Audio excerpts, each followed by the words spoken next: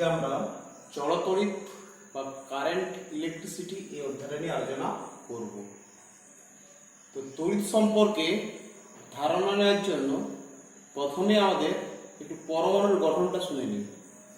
তোমরা সবাই জানো যে পরমাণুর মাঝখানে অংশ নিউক্লিয়াস, সেখান থেকে প্রোটন আর নিউট্রন, তাকে কেন্দ্র করে বিভিন্ন কক্ষপথগুলোতে ইলেকট্রন লুকিয়ে থাকে, ইলেকট্রন আবর্তন করে। প্রথম কক্ষপথে দুটো ইলেকট্রন আবর্তন করে।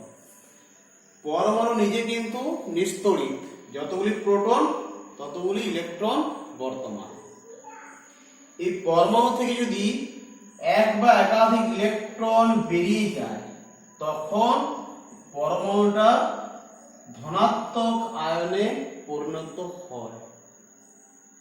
আবার যদি বাইরের থেকে ইলেকট্রন এসে পৌঁছায়, ইলেকট্রন যদি পরমাণুর সঙ্গে যোগ হয়, প্লাস ইলেকট্রন হয়, তখন সেটা কি হয়ে যায়?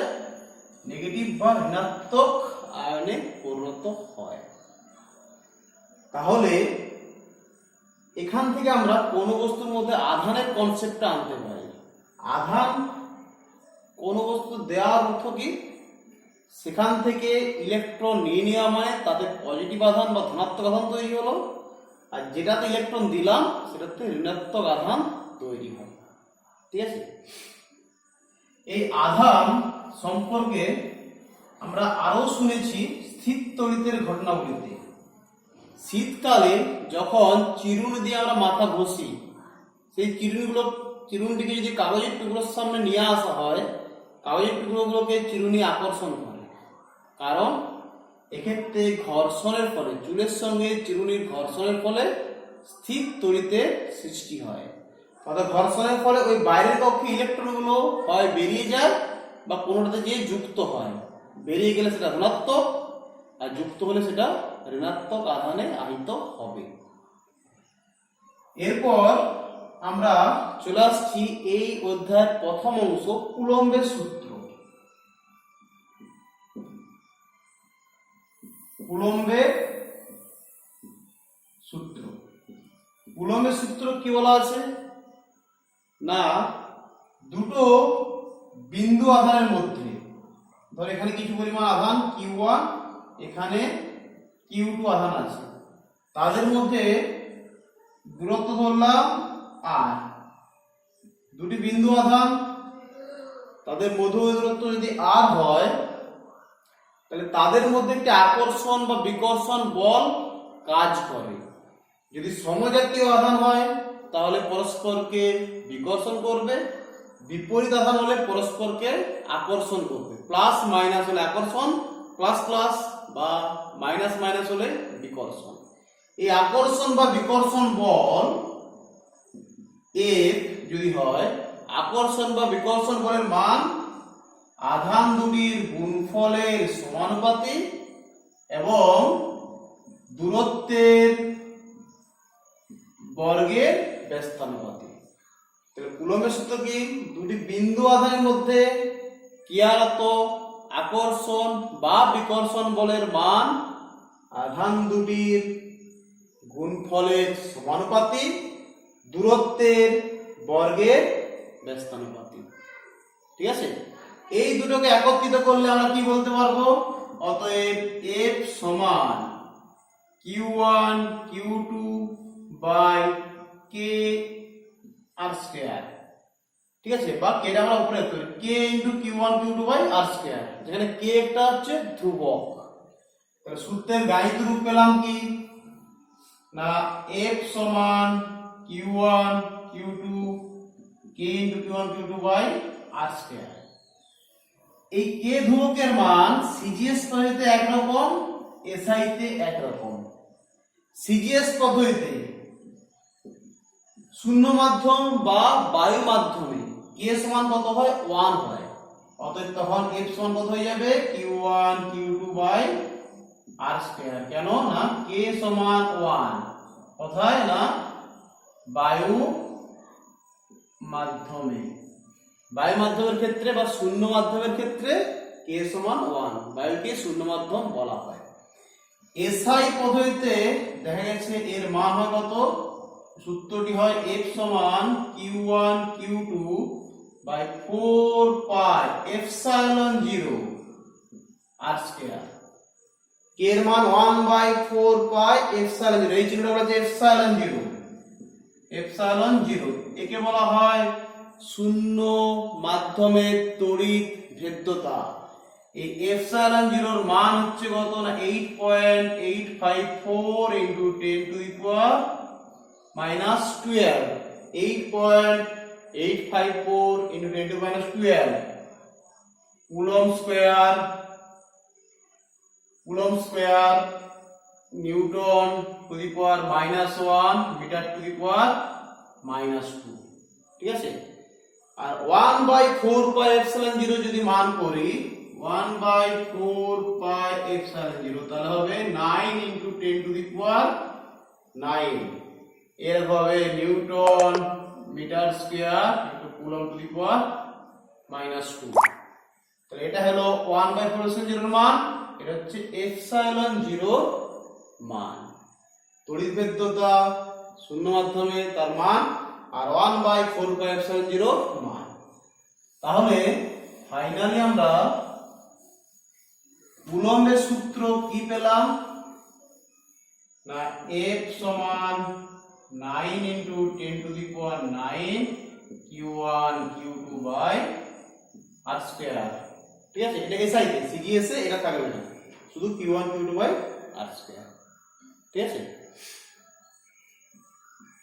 এরপর আধানের একক কি না, আধানের সিজিএস পরিতে এক হচ্ছে ইএসইউ, এসআই পরিতে এক হচ্ছে কুলম্ব। কাকে বলা হয়, এটা হচ্ছে আমাদের এসআই পরিতে সূত্র। সিজিএস সূত্র কি F সমান Q1 Q2 by r square. এখান থেকে আমরা সিজিএস পরিতে আধানের সংজ্ঞাটা পাবো। 1 ইএসইউ আধান কাকে বলা হয়, r সমান 1 সেমি, F সমান 1 ডাইন হলে Q সমান 1 ইএসইউ, ঠিক আছে। কাকে বলা হয়, এই ইএসইউ এর অপর নাম হচ্ছে স্ট্যাট কুলম্ব। তো এক ইএসইউ বা এক স্ট্যাট কুলম্ব আধান কাকে বলা হয় না, বায়ু মাধ্যমে দুটি সমজাতীয় বিন্দু আধান পরস্পর থেকে 1 সেমি দূরত্বে থেকে যদি পরস্পরের উপর এক ডাইন বল প্রয়োগ করে তখন ওই বিন্দু আধানকে বলা হবে এক ইএসইউ বা এক স্ট্যাট কুলম্ব, ঠিক আছে।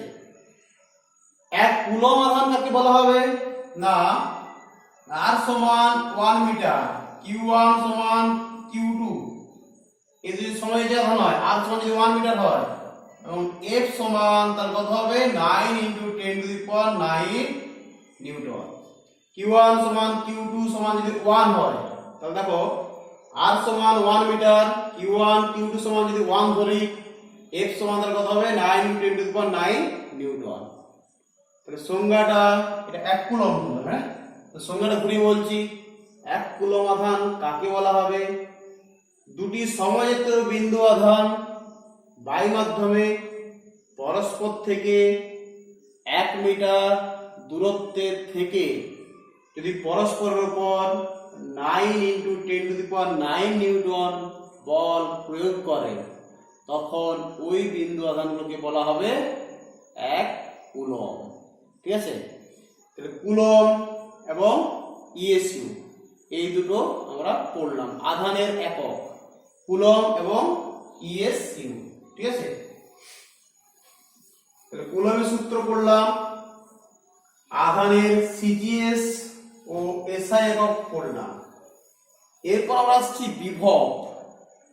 বিভব কি, ধরো এখানে কিউ পরিমাণ আধান আমার এখানে আছে, এই কিউ আধানের জন্য এই চারপাশে একটা অঞ্চল, যে অঞ্চলের মধ্যে চারপাশে একটা অঞ্চল আছে, যে অঞ্চলের মধ্যে অন্য কোনো আধান আনলে এই কিউ আধান ওই আধানকে হয় আকর্ষণ করবে না হয় বিকর্ষণ করবে। সমজাতীয় হলে বিকর্ষণ, বিপরীত হলে আকর্ষণ।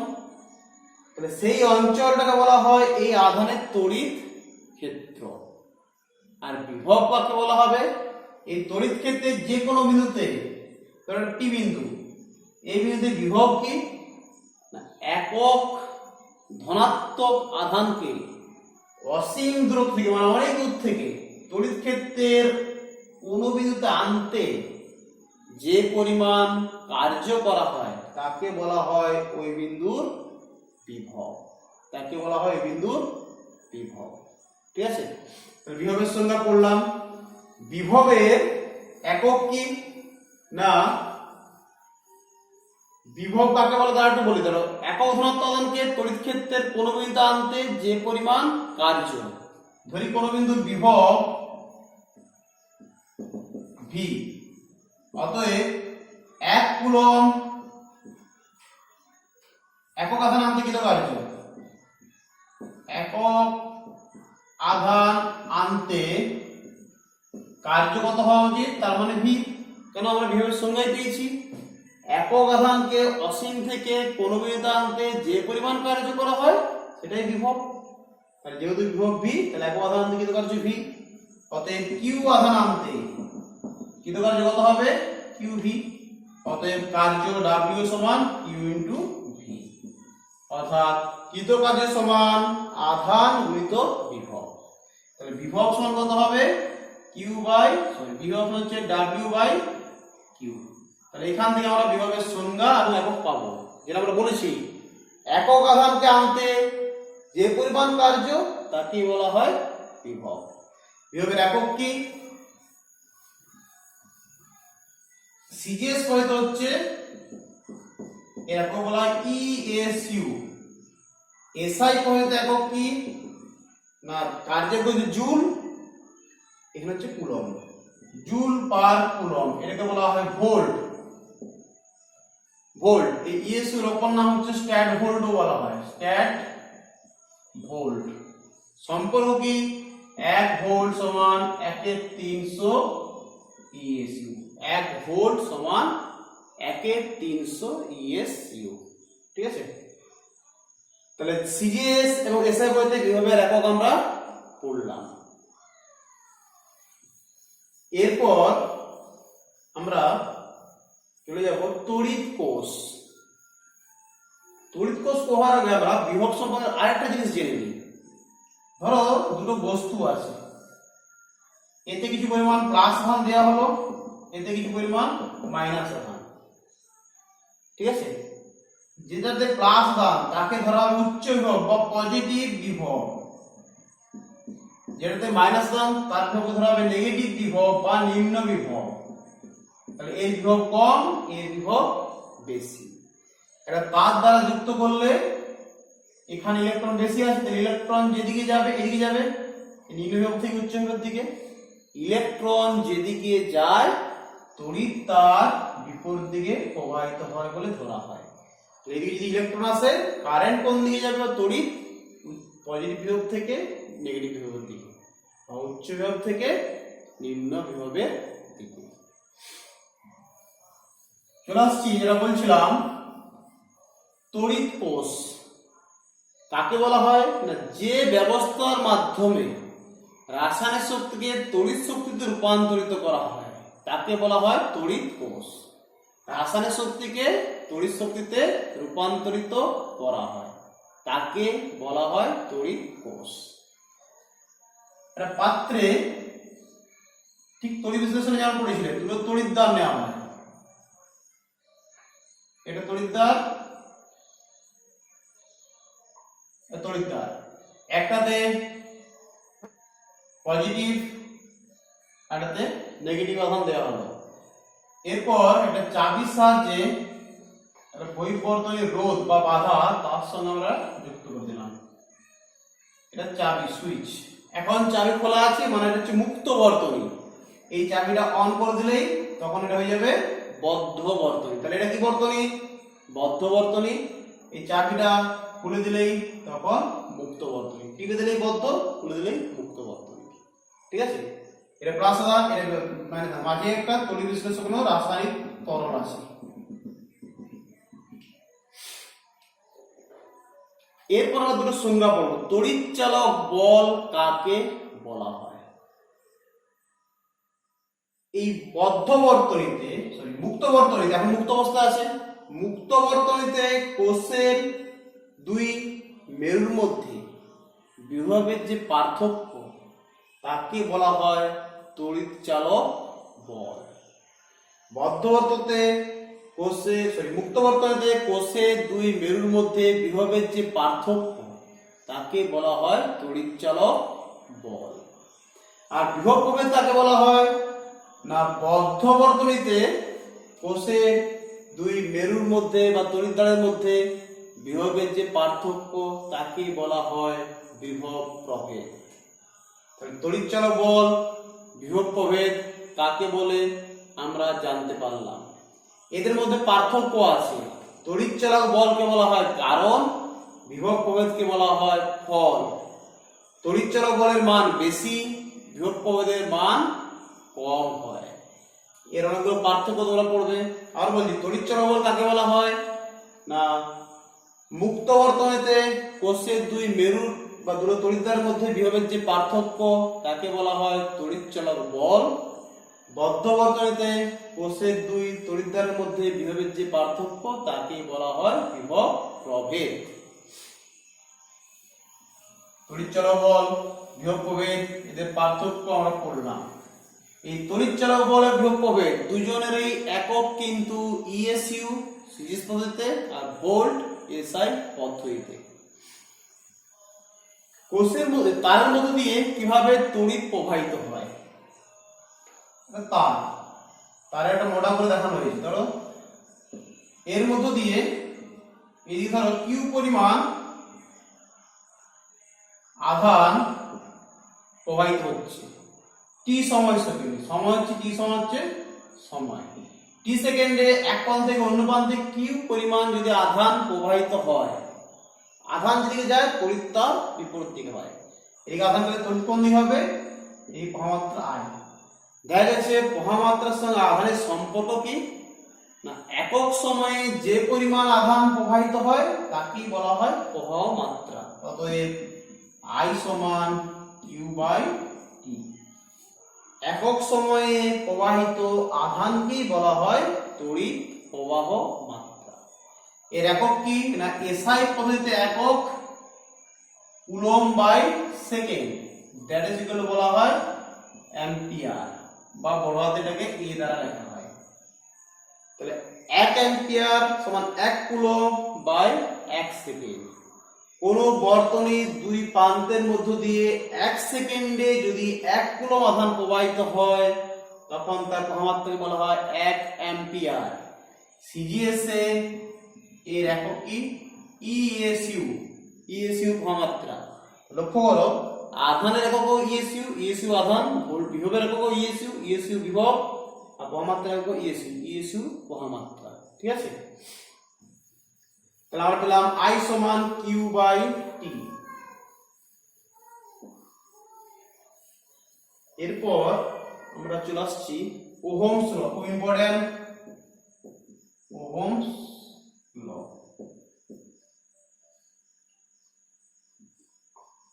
ওহমস ল এর গাণিতিক রূপ কি বলা হচ্ছে দেখো। এটা পরিবাহী, এ প্রান্ত এ, এটা এ প্রান্ত, এটা হচ্ছে বি প্রান্ত। এ প্রান্তের বিভব ধরলাম VA, বি প্রান্তের বিভব VB। এখানে বিভব VA, এখানে বিভব VB, এবং VA গ্রেটার দেন VB, মানে এখানে বিভব বেশি, এখানে বিভব কম। তাহলে স্বাভাবিকভাবেই তড়িৎ উচ্চ বিভব থেকে নিম্ন বিভবের দিকে যাবে। ধরলাম এই বরাবর প্রবাহমাত্রা I। ওহমস কি বলছেন, উষ্ণতা, উপাদান এবং অন্যান্য ভৌত অবস্থা অপরিবর্তিত থাকলে কোন পরিবাহীর মধ্য দিয়ে প্রবাহমাত্রা দুই প্রান্তের বিভব পার্থক্যের সমানুপাতিক, অর্থাৎ VA মাইনাস VB সমানুপাতি I, বা VA মাইনাস VB সমান সমানুপাতিকে সমানুপাতিক কি হয়, ধ্রুবক I এর ধ্রুবক R। এখানে R হচ্ছে ধ্রুবক, বা আমরা বলতে পারি V সমান IR। যেখানে ভি হচ্ছে দুই প্রান্তের বিভবের পার্থক্য, অর্থাৎ ভি মাইনাস ভিটাকে আমরা ভি ধরেছি।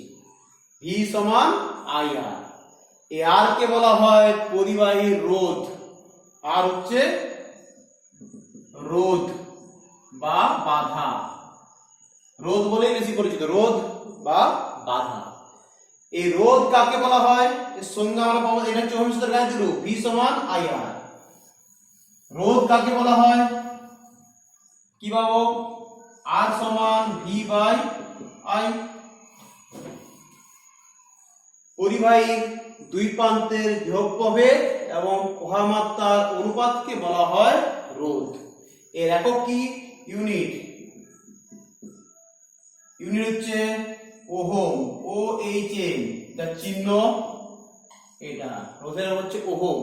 ভোল্ট বাই অ্যাম্পিয়ার তাকে বলা হচ্ছে কি ওহম। রোধের একক ওহম, ঠিক আছে। তাহলে 1 ওহম কাকে বলা হয়, কোন পরিবাহীর দুই প্রান্তের মধ্য দিয়ে তড়িৎ প্রবাহ মাত্রা 1 অ্যাম্পিয়ার এবং বিভব যদি 1 ভোল্ট হয় তখন তার রোধ হবে 1 ওহম। 1 ভোল্ট বিভবযুক্ত কোন পরিবাহীর মধ্য দিয়ে প্রবাহ মাত্রা 1 অ্যাম্পিয়ার হলে তার রোধকে বলা হবে 1 ওহম, ঠিক আছে। তাহলে ওহমের সূত্র আমরা পড়লাম। যে সমস্ত পরিবাহী ওহমের সূত্র মেনে চলে তাদেরকে বলা হয় ওহমীয় পরিবাহী। সমস্ত ধাতুই ওহমীয় পরিবাহী। যারা ওহমের সূত্র মানে না, অর্থাৎ যাদের ক্ষেত্রে ভি সমানুপাতি আই হয় না, তাদেরকে বলা হয় অওহমীয় পরিবাহী। উদাহরণ কি, ডায়োড, ট্রায়োড, ট্রানজিস্টর, এরা ওহমের সূত্র মানে না। যারা ওহমের সূত্র মানে তাদের ক্ষেত্রে আই ভার্সেস ভি এই লেখচিত্র কি হয় না মূল বিন্দুগামী সরলরেখা। যারা ওহমের সূত্র মানে না তাদের ক্ষেত্রে ভি আই লেখচিত্র এরকম মূল বিন্দুগামী সরলরেখা হয় না, এরকম হয় বা অন্যরকম হতে পারে। তাহলে এটা হচ্ছে ওহমীয় পরিবাহী 1 নাম্বার, এরা ওহমের সূত্র মানে। এই 2 নাম্বার গ্রাফ যাদের, তারা ওহমের সূত্র মানে না, অওহমীয় পরিবাহী, ঠিক আছে। আজ আমরা এত পর্যন্তই পড়লাম, ওহমের সূত্র শেষ।